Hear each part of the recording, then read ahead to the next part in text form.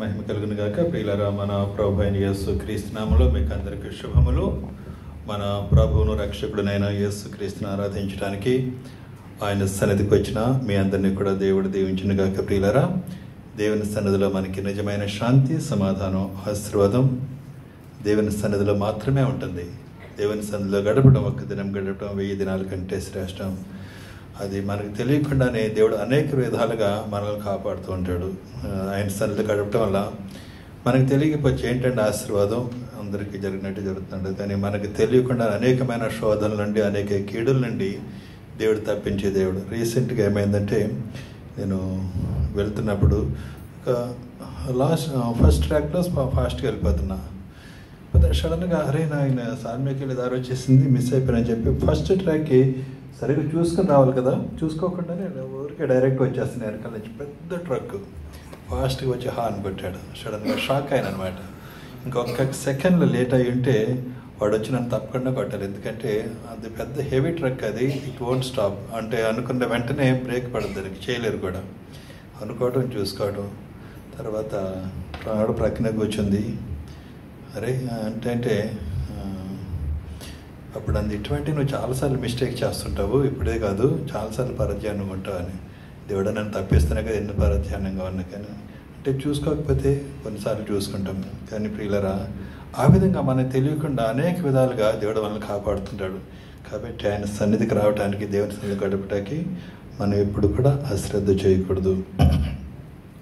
ఇకపోయినట్లయితే చాలా సంతోషం మీ దగ్గరికి రావడానికి. ఆయన పిలిస్తే చాలు వెంటనే వచ్చేస్తాను. ఉన్న వాటికి అంత ఇష్టంగా రావడానికి ఒక కారణం ఏంటంటే, మీ దగ్గర చాలా మంచి సింగర్స్ ఉన్నారు, మంచి పాటలు వినొచ్చు మీ దగ్గర, మీ చర్చకి వస్తే. కాబట్టి అదొకటి నేను చాలా సంతోషిస్తాను. So happy that you nice special songs today. ఇకపోయినట్లయితే పిల్లరా, ఇంకొకటి మిమ్మల్ని అభినందించాలి. ఈ నెల మీరు జిఎస్ఎఫ్ అంటే గుడ్స్, జిఎస్ఎఫ్ కాదు, అనాథాశ్రయంకి మీరు హైయెస్ట్ అనమాట. మీ చర్చ్ నుంచి వచ్చిన ఫండ్ హైయెస్ట్ ఫండ్ మిగతా చర్చెస్ కంటే. కంగ్రాట్స్, మబ్రూక్. మేము అందరినీ కూడా దేవుడు దీవించిన కాక. దేని వాక్యం చెప్తుంది కదా, ప్రతిసారి చెప్తా, దిక్కులేని పిల్లలను, విధవరాండ్లను వారి ఇబ్బందులు పరామర్శించడం అది ఎంతో ఆశీర్వాదకరమని. ప్రియులరా, మనకు దేవునికి ఇవ్వవలసిన వాటిలో మన ఆదాయం ఎంతైనా కావచ్చు, ఎక్కువ అవ్వచ్చు, తక్కువ అవ్వచ్చు. కానీ ఉన్న దాంట్లో 10% మనం ఇప్పుడు దేవునికి ఇవ్వటం దేవుని వాక్యం చెప్తుంది. మీరు పాత నిబంధన చూసినట్లయితే ఇట్ వాజ్ వెరీ క్లియర్. 10% దేవునిది, వీ షుడ్ నాట్ టచ్. అది తప్పనిసరిగా దేవుని సన్నిధికి మనం ఇచ్చేసేయాలి. మనం ఎక్కడైతే దేవుని ఆరాధిస్తున్నామో, చూడండి, ఎవరు నడిపిస్తారు చెప్పండి మన సంఘాన్ని? మనమే కదా నడిపించుకోవాలి. Where are the funds? ఎక్కడ ఆదాయం ఏది? మనం ఇస్తేనే కదా. అది ఫిక్స్ అయి ఉండాలి. అది ఫిక్స్ అన్నది, టైత్ అన్నది ఫిక్స్. కాబట్టి టైత్ తప్పనిసరిగా దేవునికి ఇవ్వటం. తర్వాత మనం ఇచ్చే వాటిలో మీరు పాత నిబంధన అదంతా ఒకే బైబిల్. పాత నిబంధన అది కొట్టివేయబడింది అంటారు, కానీ తెలియక మిస్అండర్స్టాండింగ్ చేసుకోవటం. తర్వాత మనం ఇవ్వాల్సింది దిక్కులేని పిల్లలకి, విధవరాండ్రికి ఇవ్వాల్సిన వాటిలో అదొకటి. అందులో కూడా ఆశీర్వాదం దేవుడు వెరీ క్లియర్, చాలా స్పష్టంగా రాశాడు అందులో ఉన్న ఆశీర్వాదాన్ని.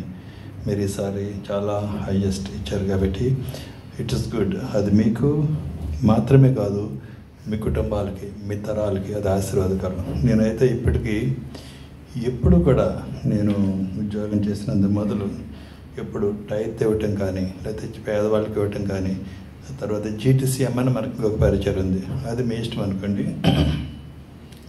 నా ఉద్దేశం ఏంటంటే, సంఘం మన కష్టార్జితంతో, మన డబ్బుతో ఎప్పుడైతే నడిపించబడుతుందో అది మనకి ఆశీర్వాదకరం. అది నేను పూర్తిగా నమ్ముతాను. అందుకే ఎప్పుడు మీరు మన ట్రెజరర్స్ని అడగచ్చు, మెయిన్ చర్చ్ ట్రెజరర్స్ని అడగచ్చు, నాకు ఇచ్చేది మన చర్చలో ఇచ్చే 10% కవర్లను తీసుకొని ఎప్పుడు కూడా నేను వేరుగా తీసుకున్నాను. అందులో ఇది 10%. రెండోది అనాథ బిడ్డలకు అనాథ బిడ్డలకి, ఆర్ఫనేజ్కి. మూడోది జీటీసీఎం. నాలుగోది జిఎస్ఎఫ్. జిఎస్ఎఫ్ అంటే పేదవారి కోసమని. అవన్నీ కూడా వేసి ఎప్పుడు నేను ఇస్తాను. ఎప్పుడు కూడా నేను అనుకోలేదు నేను దేవునికి ఎక్కువ ఇస్తున్నాను, నేను ఎప్పుడు అనుకోలేదు. ఎందుకంటే అది దేవుడిది, దేవునికి ఇచ్చేసేయాలి. అది ఆశీర్వాదకరం. దేవుడు నన్ను ఎంతగా ఆశీర్వాదం చెప్పాలంటే ఇట్ టేక్స్ లాంగ్ టైం. కాబట్టి పిల్లరా, అది ఈ టైంలో తీసుకోలేను. ఒక రకంగా చెప్పాలంటే, ఒక మాటలో చెప్పాలంటే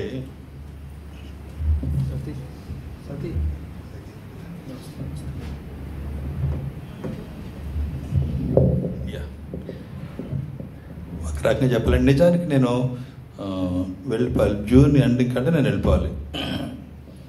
నేను ఇప్పుడు మా మిస్సెస్ కామె మీద ఉన్నా. నేను ముందుగా మినిస్టర్ ఆఫ్ హెల్త్లో చేసేవాడిని. రిటైర్ అయిపోయిన తర్వాత వెళ్ళిపోద్దామని చెప్పి నాకు ఆ కామె వేసుకోవడం నాకు ఇష్టం లేదు. కారణాలు చెప్పండి. కానీ వెళ్ళిపాటికి రెడీ అవుతుంటే సడన్గా లాస్ట్లో ఆ కామె క్యాన్సిల్ చేసే ముందు ఆఫీసర్ అన్నాడు, మీ మిస్సెస్ ఆ కామె వేయించుకోవచ్చు కదా అన్నాడు. మా మిస్సెస్ నాకు వేయగలదంటే వేయొచ్చు, ఇప్పుడు రూల్ ఉంది, మిస్సెస్ వేయొచ్చు అన్నాడు. వెళ్ళుకోవాల్సింది అప్పుడు 2 years నుంచి. ఇప్పుడు మా మిస్సెస్ కూడా రిటైర్ అయిపోయిందని చెప్పి మేము క్యాన్సిలేషన్ రెడీ అవుతున్నాం. తర్వాత మళ్ళీ సడన్గా నెక్స్ట్ మంత్ June 27th అయిపోవాలి. సడన్గా మళ్ళీ అన్నారు, మేము ఫార్మాలిటీస్ రెడీ అయిపోతున్నాం, క్యాన్సిల్ చేసుకుని బయలుదేరదామని. అందరికీ తెలుసు అనుకుంటాను, ఫాస్ట్గా మెయిన్ చర్చలు మాత్రం తెలుసు అనుకుంటున్నాను. అనుకుంటే మళ్ళీ వాళ్ళు లెటర్ పంపించారు, నో డోంట్ డూ ఈ సర్వీస్ ఎండింగ్ ఫార్మాలిటీస్. అంటే ఉద్యోగం అయిపోయిన తర్వాత వాళ్ళు కేవైసీ వాళ్ళు సాధారణంగా వాళ్ళకి ఇల్లు ఇస్తారు, కారు ఇస్తారు, ల్యాప్టాప్ ఏవి ఇస్తారు, అవన్నీ కూడా తిరిగి ఇచ్చేసేయాలి. అవన్నీ తిరిగి ఇవ్వని అవసరం లేదు, మరలా ఫర్దర్ లెటర్ కోసం వెయిట్ చేయండి అన్నారు. ఏంటంటే తర్వాత చెప్తామన్నారు. అంటే అది కూడా నెక్స్ట్ మంత్ వెళ్ళిపోవాల్సింది, అది కూడా పోస్ట్ పోన్ అయింది, మళ్ళీ పెరగటం. కాబట్టి ఇలా దేవుడు అనేక విధాలుగా మనల్ని ఆశీర్వదిస్తాడు. ఎప్పుడంటే దేవుడికి మనం నమ్మకంగా ఉన్నప్పుడు, ఇది ఈరోజు చర్చకు వచ్చి నాకు దేవుడు ఏమో ఆశీర్వదించాడు అనుకోవటం కాదు.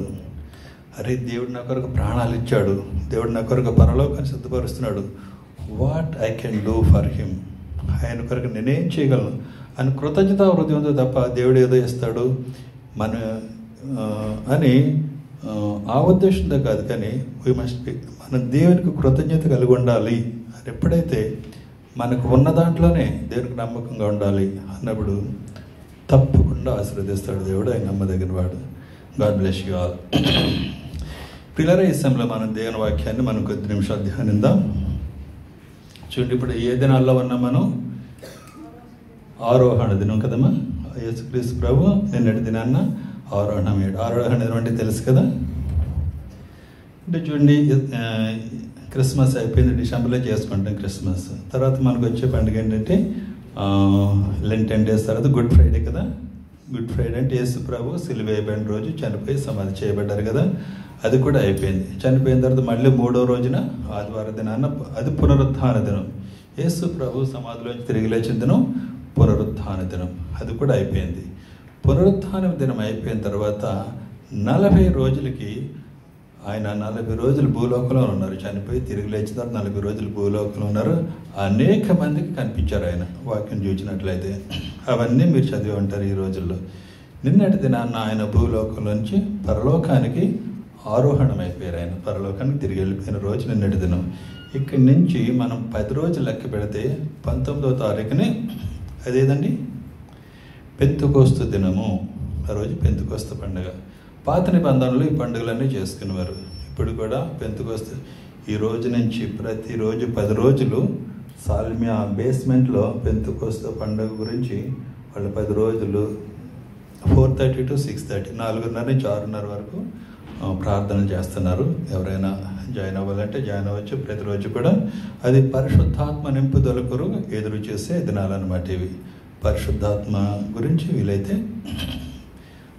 మనం ధ్యానం చేద్దాం. పెంతుకోస్తు పండుగకి మనం ఆ విషయం ధ్యానించవచ్చు. వీళ్ళ రాయసంలో ఆరోహణ దినాన్ని జరిగిన ఒక సంఘటన చూసుకుని మనం ముందుకెళ్దాము. బైబిల్ రీడింగ్ చేస్తారు కదా, లోకాసు వార్త 24వ అధ్యాయము 50 నుంచి 53 వరకు. ఆయన బేతనీయ వరకు వారిని తీసుకుని పోయి చేతులెత్తి వారిని ఆశీర్వదించెను. వారిని ఆశీర్వదించుచుండగా ఆయన వారిలో నుండి ప్రత్యేకింపబడి పరలోకమునకు ఆరోహణమాయెను. వారు ఆయనకు నమస్కారం చేసి మహానందముతో యెరూషలేమునకు తిరిగి వెళ్ళి ఎడతెగక దేవాలయములో ఉండి దేవునికి స్తోత్రము చేయుచుండిరి. పిల్లరా, ఆయన పునరుత్థాన దినం అయిపోయి ఆయన గుడ్ ఫ్రైడే అయిపోయింది. అంటే గుడ్ ఫ్రైడే అంటే ఆయన సిలువ వేయబడిన దినం అయిపోయింది, సమాధిలోంచి తిరిగి లేచిన దినం అయిపోయింది. నిన్నటి దినాన్ని అయితే ఆరోహణ దినం కూడా అయిపోయింది. ఆయన ఆరోహణగా అయిపోయి పరలోకానికి వెళ్ళిపోయిన దినం కూడా అయిపోయింది. ఆయన వెళ్ళిన విధానం చూసాం. ఆయన బేతనీకు అలా ఆయనతో పాటు చాలామంది వెళ్ళారు. ఆయన కొండ మీద బేతనీలోని వారికి తీసుకెళ్ళిపోయి ఒక కొండ మీదకి తీసుకెళ్లారు. ఆయనతో పాటు ఉన్న వాళ్ళందరినీ కూడా ఆయన చేతులెత్తి వారిని ఆశీర్వదించి, ఎందుకంటే నేను పరలోకానికి వెళ్ళిపోతున్నాను అని చెప్పి మీరు వాళ్ళని ఆశీర్వదించి ఇక్కడ నేను మీతో ఉండను అంటే యేసుక్రీస్తుగా మానవ రూపంలో మనతో ఉండరు, ఆయన మీతో ఉండని చెప్పి ఆయన ఆశీర్వదించి వారిలో నుండి ఆయన ప్రత్యేకింపబడి సెపరేట్ చేయబడి పరలోకానికి ఆరోహణమైపోయారు. వారు ఆయనకు నమస్కారం చేసి మహానందంతో యెరూషలేమునకు తిరిగి వెళ్ళి, ఎందుకంటే వాళ్ళు కళ్ళారు చూశారు కదా ఆయన ఆరోహణమైపోయి పరలోకానికి వెళ్ళిపోవటం, వాళ్ళు కళ్ళారు చూశారు. చాలామంది ఉన్నారు ఆ రోజుల్లో, కానీ వాళ్ళు మాత్రం ఆయన ఎవరినైతే తీసుకెళ్లారు వాళ్ళు మాత్రం చూసి చాలా సంతోషం. ఆయన దేవుని కుమారుడు మరలా పరలోకానికి ఆయన వెళ్ళిపోయాడు అన్న సంతోషం. ఒక రకంగా ఎడతెగక దేవాలయంలో ఉండి ప్రార్థన చేయొచ్చుండరి. ఆయన చెప్పిందంటే, మీరు యెరూషలేము నుండి వెళ్ళక నేను చేసిన వాగ్దానం కొరకు మీరు ప్రార్థన చేయండి, కనిపెట్టండి, అంటే పరిశుద్ధాత్మ కొరకు కనిపెట్టండి ఆయన చెప్పిన మాట అన్నమాట. కాబట్టి పిల్లరా, ఆయన యేసుక్రీస్తు ప్రభు పరలోకానికి తిరిగి ఆరోహణం అయిపోయారు, మంచిదే. వాట్ హీ సెడ్, ఆయన వెళ్ళిపోయే ముందు ఆయన ఏంటి మనకి ఇచ్చిన డైరెక్షన్స్, లేదా ఆయన చెప్పింది ఏంటి చూడండి. లూకా సువార్త 14వ అధ్యాయము మొదటి 3 వచనాలు చూసినట్లయితే అక్కడ మనం చూస్తాము. ఇది ఎప్పుడంటే లూకా సువార్త 14వ అధ్యాయం మొదటి 3 వచనాలు. ఒక్క నిమిషమా, యోహాను సువార్త 14 కదమ్మా, సారీ యోహాను సువార్త ఎప్పుడు చెప్పాడంటే మాటలు ఆయన యోహాను సువార్త 14వ అధ్యాయం మొదటి 3 వచనాలు చదవమన్నారు కదా. ఒక్క నిమిషమా, ఈయన ఎప్పుడు చెప్పారంటే ఆయన రేపు సిలువేస్తారు. ఈరోజు ఆయన వాళ్ళకి అందరికి పాదాలు కడిగి అన్నీ చేస్తారు కదా. ఆయన గెత్సెమనే వెళ్ళే ముందు వాళ్ళకి అనేకమైన ఆదరణ వచనాలు చెప్తారనమాట. ఆయన ఇంకో కొంతసేపట్లో ఈ రాత్రి ఆయన బంధిస్తారు, తెల్లవారితే సిలువేసేస్తారు. కాబట్టి సిలువలో చనిపోతాడు. ఆయన చనిపోయిన తర్వాత ఇక వాళ్ళతో సంబంధం ఏముండదు, ఆయన మా ఆత్మరూపులో ఉంటాడు. ఆయన తర్వాత పరలోకానికి వెళ్ళిపోతాడు. ఆయన రోజులు దగ్గరకు వచ్చాయి కాబట్టి what all he want to say, వాళ్ళు ఏ విధంగా ఎంకరేజ్ చేయాలి అని చెప్పి ఆలోచించి ఆయన అనేక విధాలుగా ఆయన ఎంకరేజ్ చేయటం, వాళ్ళ గురించి దేవుని వాక్యం చెప్పడం మనం చూస్తున్నాం. చదవండమ్మా, ఆయన ఏం చెప్పారు? మీరు భయపడొద్దు, మీ హృదయమును కలవరపడనివ్వకుడి. దేవుడు నమ్ముతున్నారు కదా, మీరు దేవుడి విశ్వాసం ఉంచారు కదా, కాబట్టి నన్ను కూడా విశ్వాసం ఉంచుడు. ఎందుకంటే నేను దేవుని కుమారుణ్ణి, ఈ లోకానికి మీ అందరి కోసం ప్రాణాలు అర్పించడానికి, సిలువేయబడి మీ పాపాలు విమోచించడానికి మానవునిగా ఈ లోకంలో జన్మించాను. నా యందు కూడా విశ్వాసం ఉంచుడి. చూడండి, ఆయన చెప్పేది ఏమంటే, నా తండ్రి ఇంట అనేక నివాసములు కలవు, లేని ఎడల మీతో చెప్పుదును, మీకు స్థలము సిద్ధపరచి వెళ్ళుచున్నాను. నేను వెళ్ళి మీకు స్థలము సిద్ధపరిచిన ఎడల నేనుండు స్థలములలో మీరును ఉండులాగన మరలా వచ్చి నా యొద్ద ఉండుటకు మిమ్మను తీసుకుని పోదును. చూడండి, ఆయన చెప్తున్నారు, మీకు స్థలము సిద్ధపరచి వెళ్ళుచున్నాను. మీ హృదయంలో కలవరపడనివ్వకండి. అరే యేసు ప్రభు ఆయన వెళ్ళిపోతాడు, రేపు ఈ రాత్రి సిలువేస్తారు, ఈ రాత్రికి బంధిస్తారు, రేపు సిలువేస్తారు, చనిపోతాను, తర్వాత 4 రోజులకు వెళ్ళిపోతాను ఆయనకు తెలుసు. కాబట్టి ఏం చెప్తున్నాడంటే, డోంట్ బి వరీడ్, మీరేం భయపడకండి, మీ హృదయంలో కలవరపడనివ్వకుడి. నేను మీకు స్థలము సిద్ధపరచి వెళ్ళుచున్నాను. దేవునందు విశ్వాసం ఉంచుచున్నారు, నా యందు విశ్వాసం ఉంచుడి. మీకు స్థలము సిద్ధపరచి వెళ్ళుచున్నాను. నా తండ్రి ఇంట అనేక నివాసములు కలవు అని చెప్తున్నాడు ఆయన. నేను వెళ్ళి మీకు స్థలము సిద్ధపరిచిన ఎడల నేనుండు స్థలంలో మీరుండి ఉండలాగన మరలా వచ్చి నా యొద్ద ఉండుటకు మిమ్మల్ని తీసుకుని పోదును. నేను మరలా వస్తానయ్యా, మీరు ఏమి డిసప్పాయింట్ అవ్వకుండా, రేపు సిలువేసిన తర్వాత నన్ను చూసి అయ్యో చనిపోయాడు, తర్వాత సమాధి చేస్తారు, తర్వాత పరలోకానికి వెళ్ళిపోయాడు, ఇవన్నీ మీరు వారిని కాకండి. నేను తండ్రి వద్దకు వెళ్తున్నాను, పరలోకానికి వెళ్తున్నాను, నా తండ్రి అంటే అనేక నివాసములు కలవు. ఎందుకు వెళ్తానంటే మీకు స్థలం సిద్ధపరుస్తాను, అక్కడికి వెళ్ళి మీకు మంచి మంచి బిల్డింగ్స్, మంచి మంచి గృహాలు నిర్మిస్తాను, మరలా వచ్చి మిమ్మల్ని తీసుకొని పోదును. తర్వాత ఇంకా చూసినట్లయితే మీరు 6-7 వచనం కూడా చూద్దాం. అన్ని చదివేటంత సమయం మనకు లేదు కాబట్టి 6-7 వచనాలు మనం చూద్దాము. అందుకు యేసు, నేనే మార్గమును సత్యమును జీవమును, నా ద్వారానే తప్ప ఎవడును తండ్రి యొద్దకు రాడు. కాబట్టి నేను వెళ్ళి మీకు స్థలం సిద్ధపరుస్తాను, నేనే ద్వారాన్ని. మనం మీరంతా పరలోకానికి రావాలంటే I am the only way, నా ద్వారానే మాత్రమే. ఎవరైతే యేసు ప్రభు దేవుడిని నమ్మి నిజంగా దేవుడిని నమ్మినట్లయితే బాప్తిసం తీసుకొని, మీరు బాప్తిసం తీసుకున్నప్పుడు సంఘానికి హత్తుకొని ఎవరైతే ఉంటారో వారందరినీ కూడా నేను పరలోకానికి తీసుకెళ్ళిపోతాను. నేనే మార్గము, నా ద్వారానే తప్ప ఎవరైతే యేసు ప్రభు నమ్ముకున్నారో వాళ్ళ మార్గం. తర్వాత నేనే సత్యము, నేనే జీవము. ఎవరైతే ఆయనలో ఉంటామో మనకి ఎప్పటికీ కూడా తాత్కాలికంగా మనం మరణిస్తాము. అంటే బైబిల్లో మనకు మరణం ఏంటంటే తెలుసా? నిద్రతో సమానం. ప్రభునందు నిద్ర ఇచ్చారండి అంటారు కదా. మనం మరణించడం అంటే నిద్ర. మళ్ళీ వెంటనే లేస్తాం. ఎప్పుడైతే మనల్ని ప్రభు పిలుస్తాడో మనందరూ ఒక రోజు లేస్తామో ఎప్పటికీ యుగాలకు కూడా దేవునిలో నుండి ఒక గొప్ప ధన్యత మనకు అనుగ్రహించబడింది. ఎప్పటికీ మనం దేవునితో యుగాలు ఉంటాం. కాబట్టి చూడండి, తర్వాత మీరు నన్ను ఎరిగి ఉంటే నా తండ్రిని ఎరిగిందురు, ఇప్పటి నుండి మీరు ఆయనను ఎరుగుదురు. కాబట్టి ఆయనను చూచున్నారు. మీరు ఆల్రెడీ చూసారు. తండ్రి దేవుడు ఎక్కడో పరలోకంలో ఉన్నాడు అనుకుంటున్నారు కదా. నన్ను చూచినట్లయితే మీరు దేవుని చూచినట్లే. మీరు దేవుని ఎరుగుదురు. మీరు దెర్ ఇస్ నథింగ్ న్యూ. మీరు కొత్తగా చూడవలసిన అవసరం లేదు. తండ్రి, కుమార, పరిశుద్ధాత్మ త్రియేక దేవుడు అంటాం కదా. నన్ను చూచిన వాళ్ళందరూ తండ్రిని చూచినట్టే, దేవునితో ఉన్నట్టే. 9వ వచనం చూస్తూ ఉంటుంది చూడమ్మా. ఫిలిప్ 9వ వచనం చూస్తాం. నేనెంతకాలము మీ యొద్ద ఉండునని నువ్వు నన్ను ఎరుగవా? ఫిలిప్ అంటాడు, అయ్యా నన్ను చూసాం కానీ తండ్రిని కూడా చూపించంటే ఆయన అంటాడు ఏమంటే, ఫిలిప్పు నేనెంతకాలము మీ యొద్ద ఉండినను, నువ్వు నన్ను ఎంతకాలం 3.5 సంవత్సరాలు మీతో ఉన్నాను కదా, నన్ను ఎరగవా? నన్ను చూచినట్లయితే తండ్రిని చూచినట్టే. 11వ వచనంకి వెళ్ళిపోదామా. తండ్రి యందు చూడండి, తండ్రి యందు నేనును నా యందు తండ్రిను ఉన్నామని నమ్ముడి. మీరు నన్ను చూచినట్లయితే తండ్రిని చూచినట్లే, కాబట్టి మీరు నమ్మొచ్చు. తర్వాతమా, లేదా ఈ క్రియల నిమిత్తమైనను నమ్ముడు. ఒకవేళ మీకు అంతే నమ్మకం లేకపోయినట్లయితే, మీరు 3.5 సంవత్సరాలు నాతో ఉన్నారు కదా, నేను చేసిన కార్యాలన్నీ చూశారు. అనేక మంది కుంటి వాళ్ళకు కాళ్ళు, గుడ్డి వాళ్ళకు కళ్ళు, కుష్ఠరోగులు స్వస్థపరచబడ్డారు, చనిపోయిన వారు కూడా లేపబడ్డారు కదా. What else you need? ఎందుకంటే మీకు ఏం గొప్ప కార్యాలు కావాలి? కాబట్టి నన్ను చూసినట్లయితే మీరు దేవుని చూసినట్లే అని చెప్తున్నాడు ఆయన. కాబట్టి ప్రియులారా, మనం మీ హృదయంలో కలవరపడనీయకుడి, దేవుని యందు విశ్వాసం ఉంచుచున్నారు, నా యందున్న విశ్వాసం ఉంచుడి.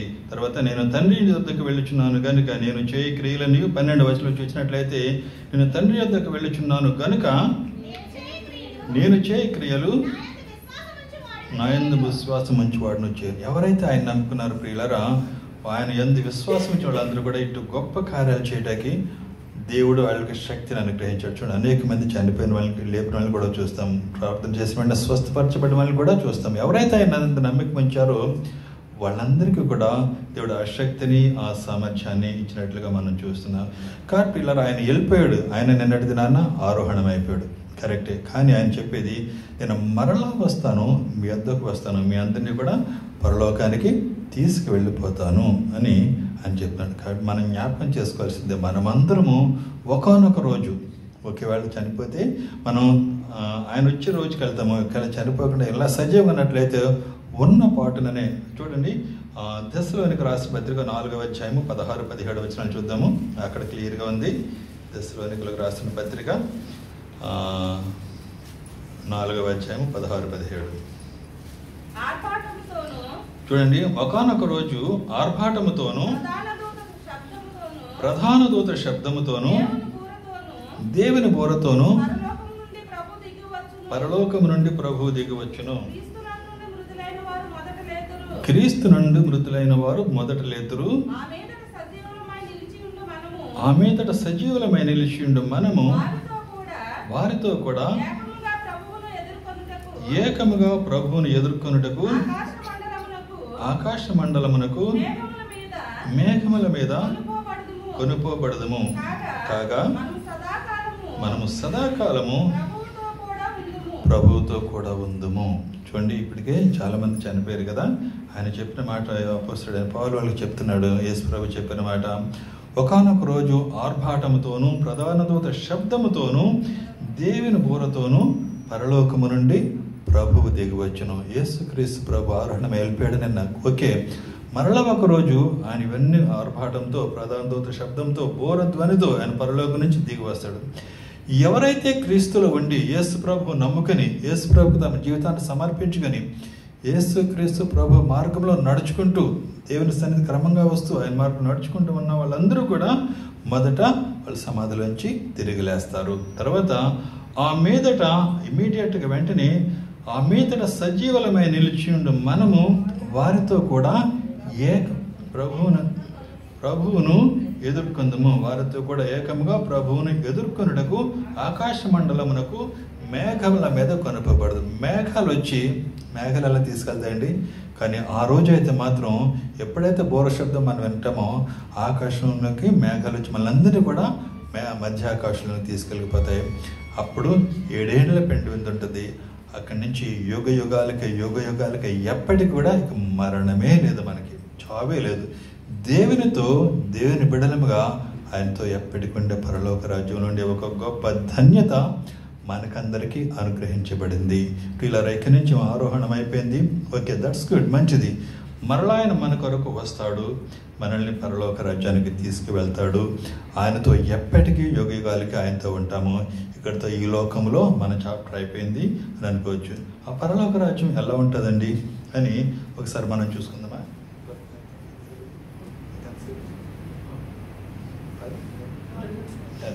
ఓకే, పరలోక రాజ్యం గురించి ఇక్కడ పరలోక రాజ్యం ఎలా ఉంటుంది కూడా బైబిల్ మనకి స్పష్టంగా వివరించిందమ్మా.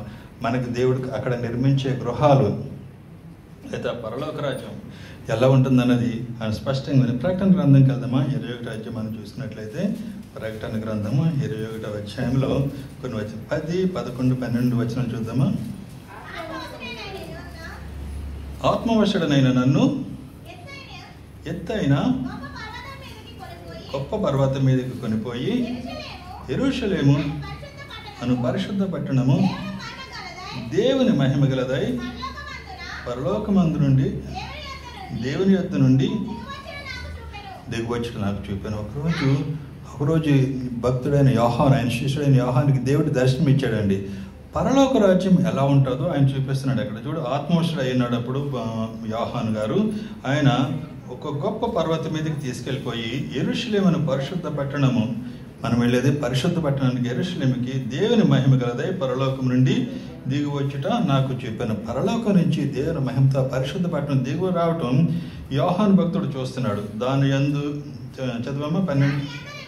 దాని యందలి వెలుగు దగదగ మరియు సూర్యకాంతము వంటి అమూల్యమైన రత్నములను పోలి ఉన్నది. అది అమూల్యమైన రత్నం, సూర్యకాంతి ఎలా ఉంటుందో అంతగా మెరిసే అమూల్యమైన రత్నాన్ని పోలి ఉన్నది. ఆ పట్టణమునకు ఎత్తైన గొప్ప పట్టణానికి ప్రాకారాలు అంటే కాంపౌండ్ వాల్స్ అన్నమాట. గొప్ప ప్రాకారములు 12 గుమ్మములను ఉండిన ప్రాకారము, కొత్త ప్రాకారం ఉంది. తర్వాత దానికి 12 గుమ్మాలు ఉన్నాయి. మనం వెళ్ళబోయే పరలోక రాజ్యానికి 12 గుమ్మాలు ఉన్నాయంట. అందుకే మనం చాలాసార్లు పాడతాం. ఈ పాట మీకు గుర్తుంటే పాడండి.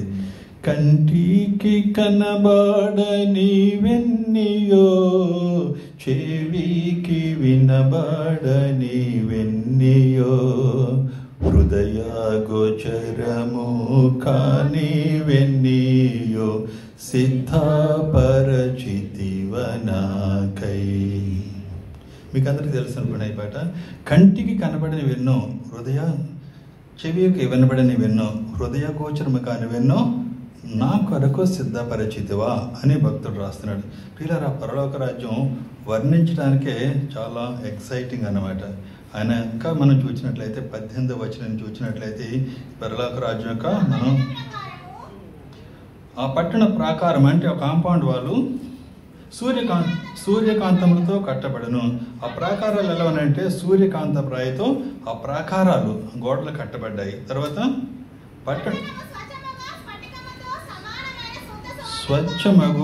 స్వచ్ఛమగు స్ఫటికముతో సమానమైన శుద్ధ సువర్ణం పోలినది.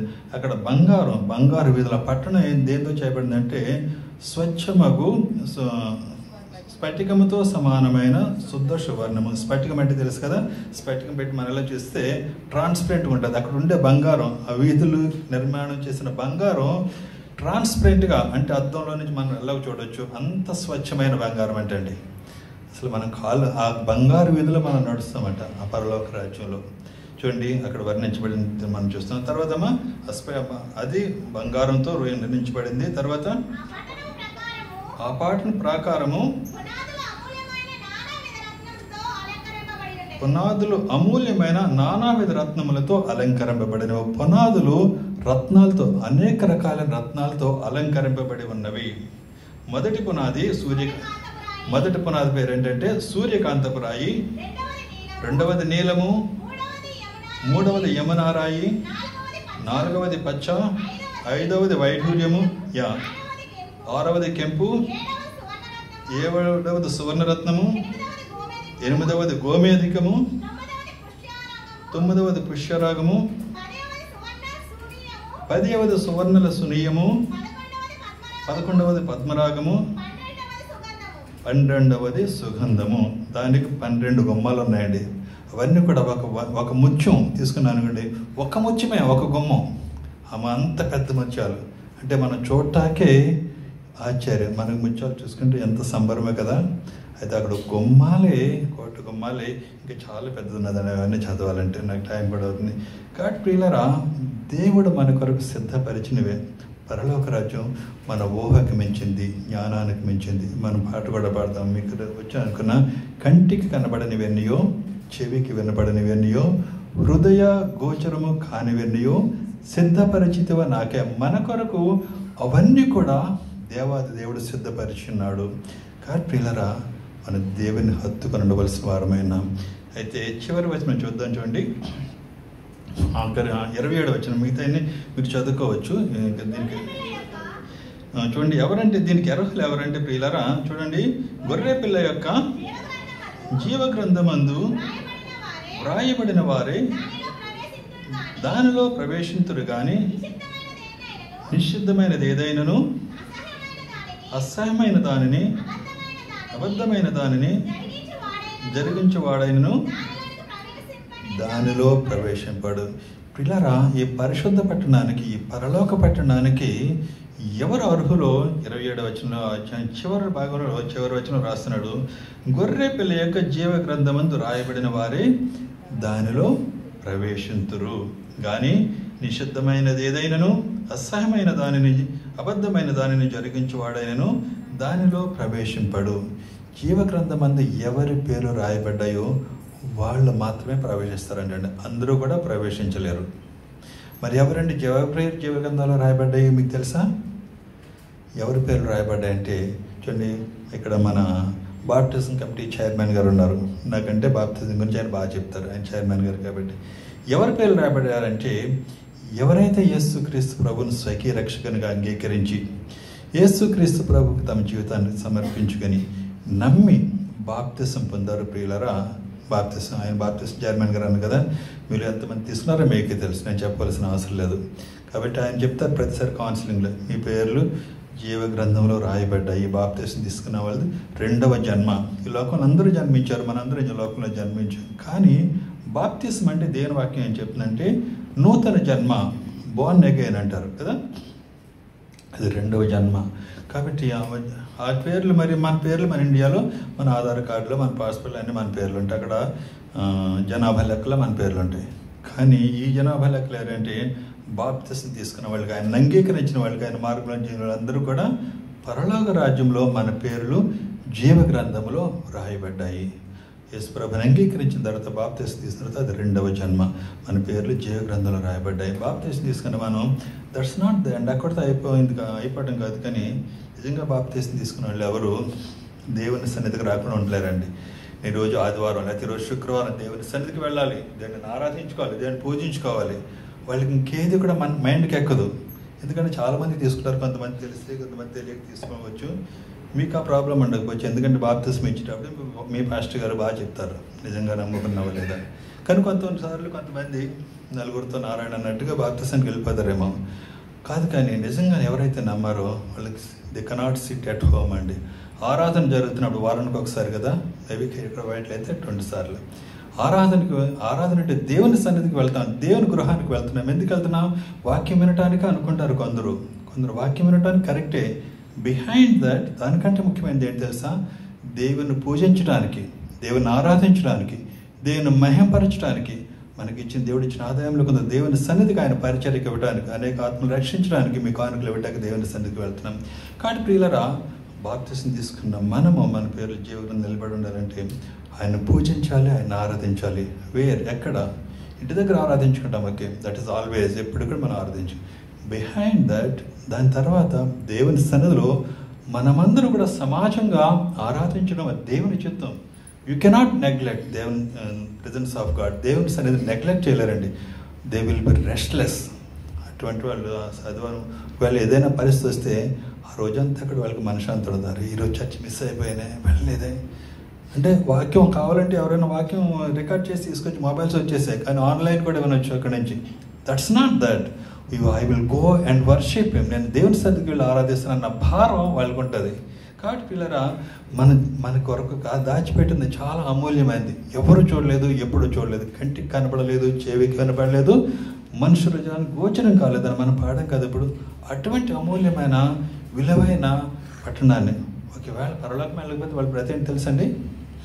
వెళితే ఈ లోకం అంతమైన తర్వాత మనం వెళితే పరలోకం, వెళ్ళని వాళ్ళకి నిత్య నరకం. ఎప్పటికీ కూడా యుగ యుగాలు కూడా నరకమే తప్ప there is no other way. వేరే మార్గం లేదు. What is your choice?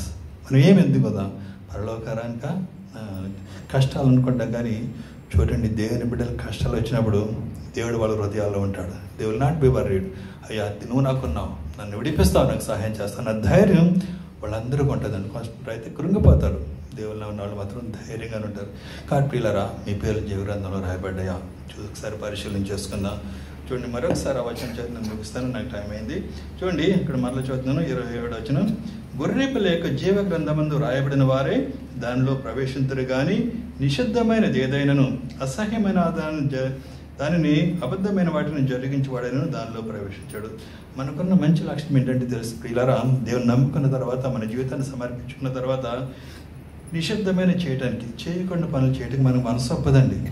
ఒకప్పుడైతే చాలా సంబరంగా చేస్తుంటాం, చాలా సంతోషంగా ఎంజాయ్ చేస్తుంటాం, కానీ దేని బిడ్డలమైన తర్వాత దేవుడు మన మనసు మారుస్తాడు. This is not for me, ఇది నేను చేయకూడదు, ఐఎమ్ స్పెషల్, నేను ప్రత్యేకమైన వాడిని, ప్రత్యేకమైన దాన్ని. దేని బిడ్డను కనుక ఐ కెనాట్ డూ దట్. ఆ శక్తి దేవుని బిడ్డలకు మాత్రమే ఉంటుంది తప్ప others they cannot do that. అసహ్యమైన దానిని, అబద్ధమైన జరిగించేవాడు దానిలో ప్రవేశించాడు.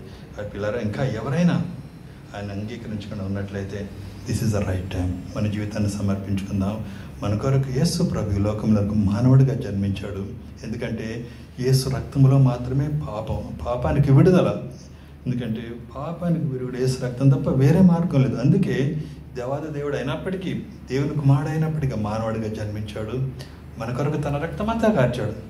మానవులందరూ కూడా యేసు ప్రభుని రక్తంలో నా పాపం కడుగయ్యా అని ప్రార్థన చేసుకోకపోతే, యేసు రక్తం ఆశ్రయించకపోతే వాళ్ళ పాపాలు ఎప్పటికీ వాళ్ళ మీద నిల్చుంటాయి. కాబట్టి మనంగా దేవుణ్ణి కోరుకోవాలి. ప్రభా, నేను పాపంలోనే నా తల్లి నన్ను గర్భం ధరించింది అంటాడు కదా భక్తుడు. ఈ రక్తంలో నా పాపం కడుగు. ద మూమెంట్ యూ ప్రేడ్, ఎప్పుడైతే ప్రార్థన చేస్తావో వెంటనే ఆయన పాపాలు క్షమిస్తాడు. అంత మంచి దేవుడు మన దేవుడు.